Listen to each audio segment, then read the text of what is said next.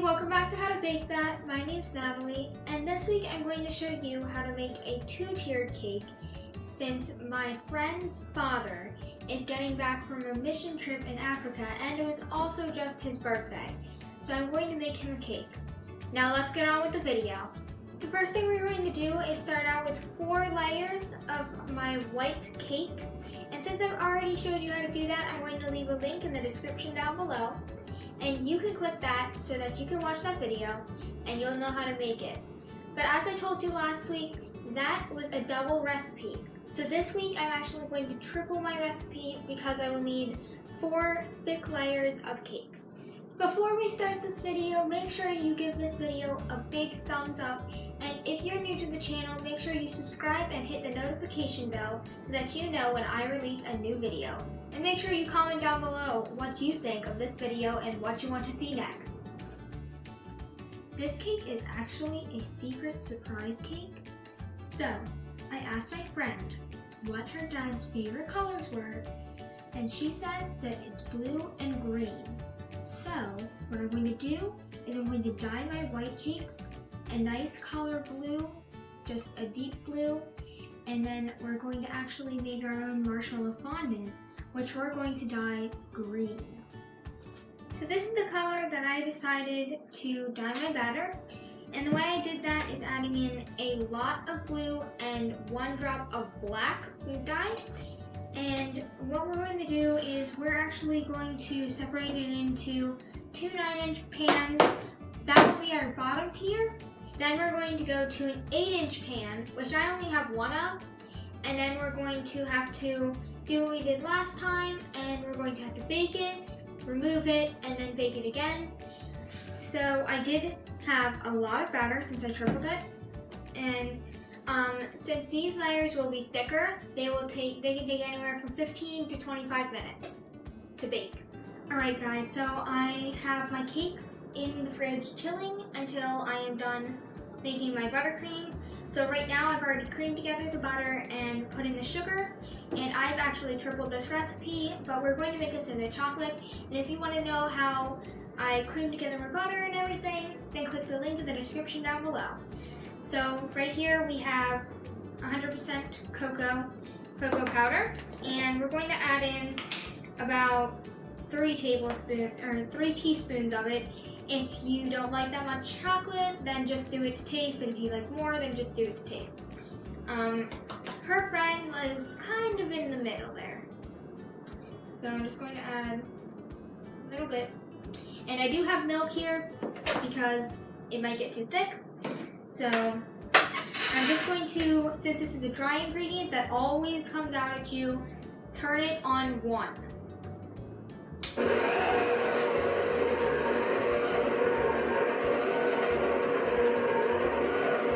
Once your cocoa powder is all wet and it's stuck to your butter, you can turn it up to 3 and then turn it off, add more in, and then turn it back up to 3 and just keep doing this. So I have all of my cakes and they're out of the fridge, and I have a 15-inch round cake board that I have one of my 9-inch layers on, and I have my chocolate buttercream here, which I ended up putting about 2 tablespoons of cocoa powder in here, so it kind of tastes like cold hot chocolate. And I also added in some milk to help thin it out, and it is very glossy. It's pretty. And so I'm just going to ice and fill this cake like you usually do, except for since we're putting fondant around the outside, you only need about 1 centimeter thick, not even, of a coat on the outside, so almost like a crumb coat, where it is completely see-through, which is just fine. It's almost like you're just glazing the cake. So I'm done icing my cakes, and as you can still see the cake through, which means that that is a very thin layer. My 8-inch cake is on an 8-inch round cake board, and my 9-inch cake is on a 14 round cake board. And I have some icing left over, which is good because we're going to use that for piping once we assemble the whole thing. And right now you do not want to put your 8-inch cake on top of it. You do not want to stack it right now because you're going to put the fondant on one layer at a time.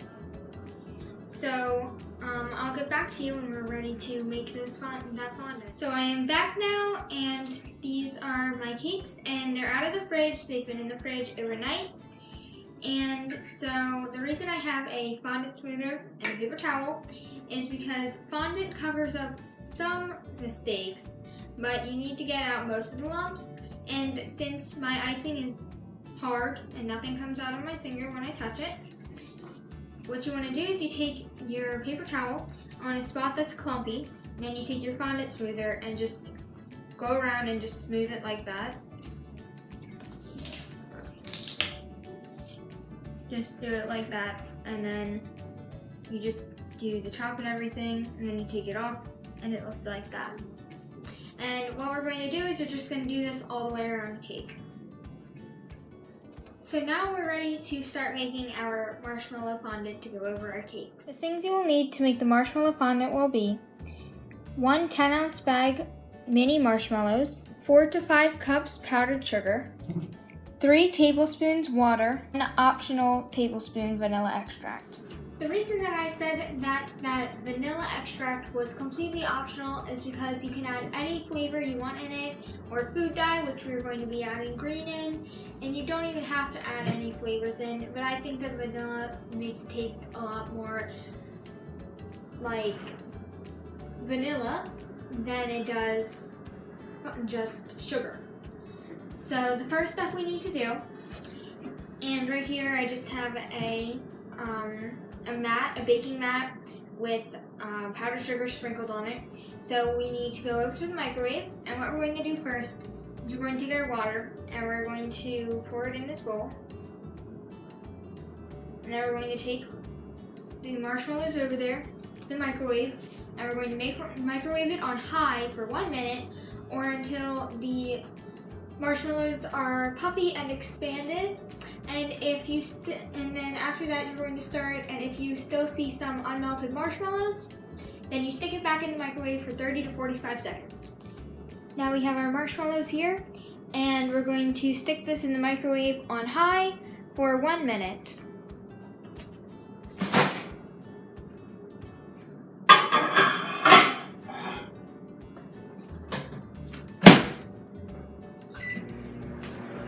Make sure that the bowl that you're using is either ceramic, glass, or metal. Make sure that it is a heat-proof bowl. After 1 minute in the microwave, I have a rubber spatula here, and I'm going to stir it real quick. So this is what it looks like after it's done. It's kind of a soupy consistency. And right now we're going to add in our vanilla extract to flavor it. And the reason we're not adding in our coloring now is because we will use white and green. So when we are kneading the fondant, we're going to separate it and dye it separately. So I have my vanilla here, and I'm going to just add that in.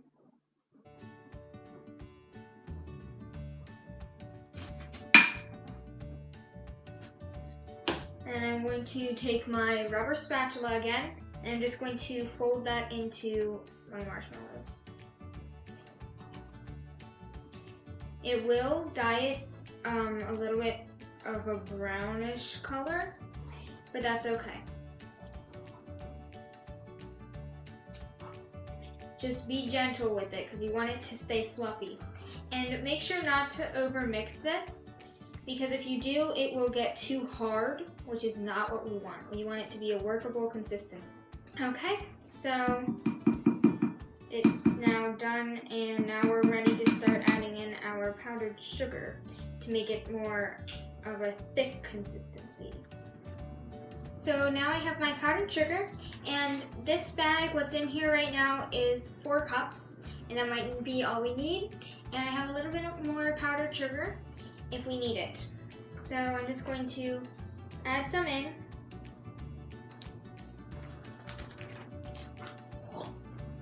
Mighty dust cloud. And now we're going to take our rubber spatula, and we're just going to fold it in. And we're just going to repeat this process until all 4 cups are added in. And if we need 5 cups to make it workable, then we will put another cup in. So now I have my my fondant laid out on my mat here, and I have some vegetable shortening, which I am using to put on my hands so nothing sticks to me. So I'm just going to grab some and just rub it all over my hands.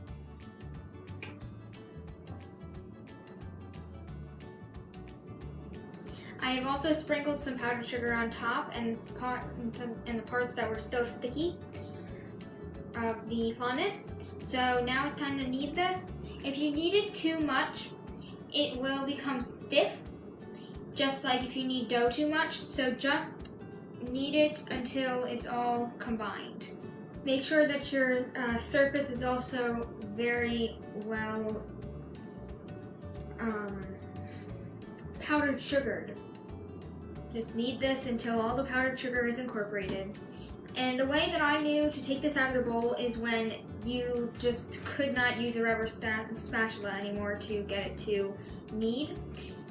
And also the reason that I'm making my own marshmallow fondant is because the stuff in the stores tastes nasty. So if you make it at your house, you can control how much sugar is in it, and you always can control the type of flavoring that's put in it.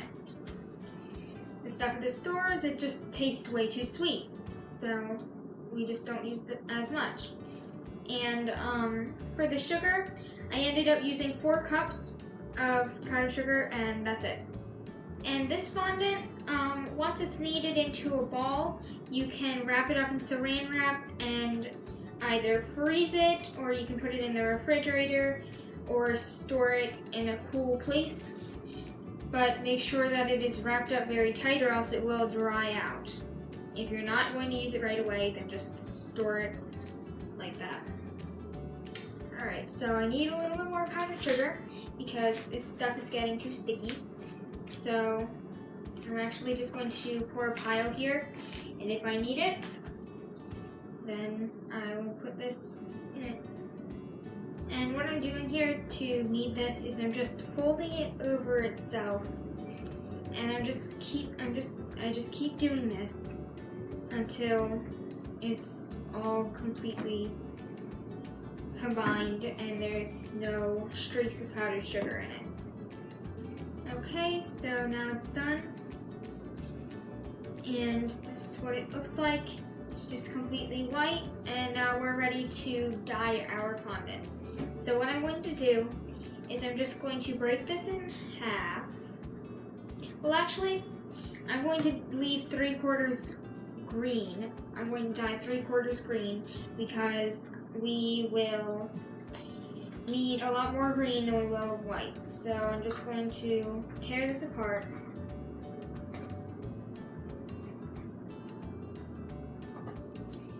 And I'm going to keep that covered in powdered sugar so nothing sticks.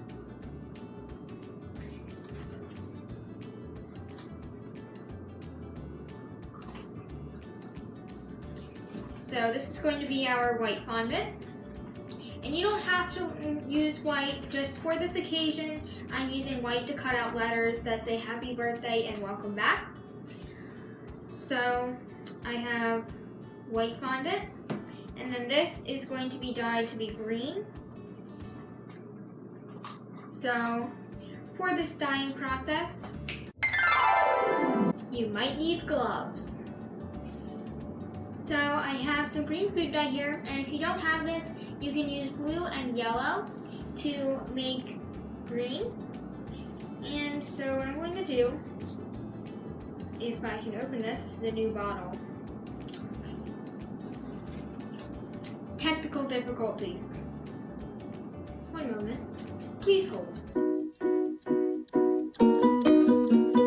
Well, that took a while. I had to call in the authorities to try and open that. So now what we're going to do is, since I want like a bright color green, we're going to have to add a lot of this in there. And I'm going to again put some shortening on my hands. And I'm just going to rub that in so that nothing sticks to my gloves. And then we're just going to fold this over itself until you see streaks and then you want to keep doing that until it is all one uniform color. Just pull it apart and then put it back together, then just pull it apart and put it back together, just like that.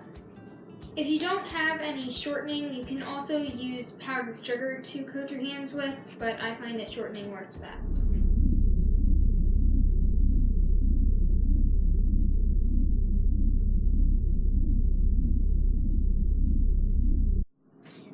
So what I have here is my green fondant. I've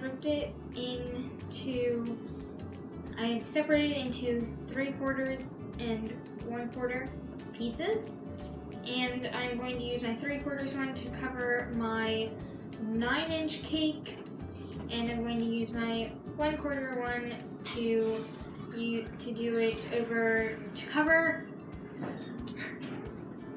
I'm going to use my 1/4 piece to cover my 8-inch cake.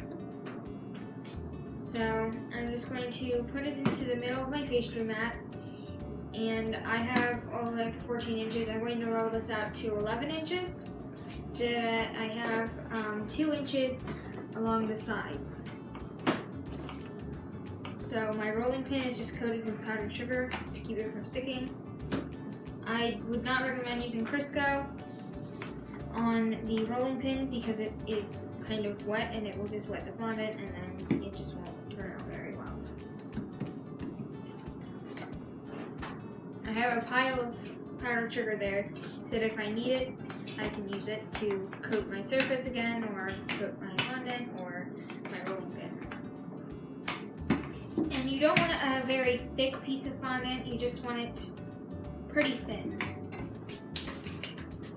So now it's time to put my fondant on top of my cake. And the way I'm going to do that is I have it draped over top of my rolling pin, which the way I did that is I just pulled one end over and then rolled back the rolling pin. And now hopefully this is big enough and long enough to go around. So now what I'm going to do is I'm just going to take my hands and anywhere where there are bubbles, I'm going to take out the fondant and smooth it down.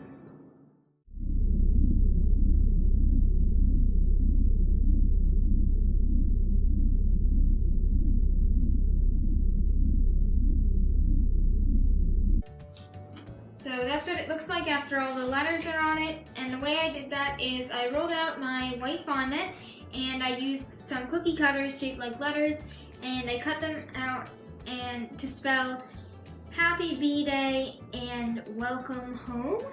So then I just used this adhesive, this edible adhesive, and I put it on the back and held it on there until it dried, which doesn't take that long, and then I did that with the rest of them.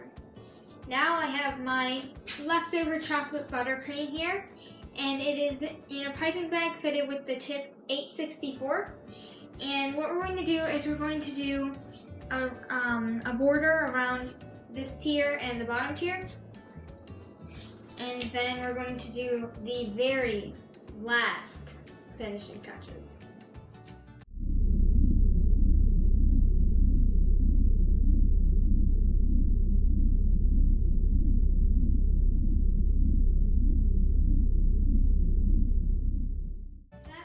So I just made another batch of buttercream real quick, and since I had tripled my chocolate buttercream recipe before, I did 1/3 of that this time and only used 1 stick of butter and adjusted the rest of the quantities. And this time I'm not going to do the shells all the way around, I'm just going to kind of do a star. So here's our finished product. And I actually cut out a star of my leftover white fondant with a cookie cutter. And so I'm just going to place it right in the middle, or try to get it in the middle of the top. And then we have 5 colors, or 5 candles, 4 of which are blue and 1 is green. So what I'm going to do is I'm going to put them in the points of the candle, or of the star. put them in the points of the star. Okay, so I totally did my math wrong. I knew that I had 5 points on the star, but then I used my 5th candle as the one that I wanted to put in the middle. So I'm going to go grab another candle.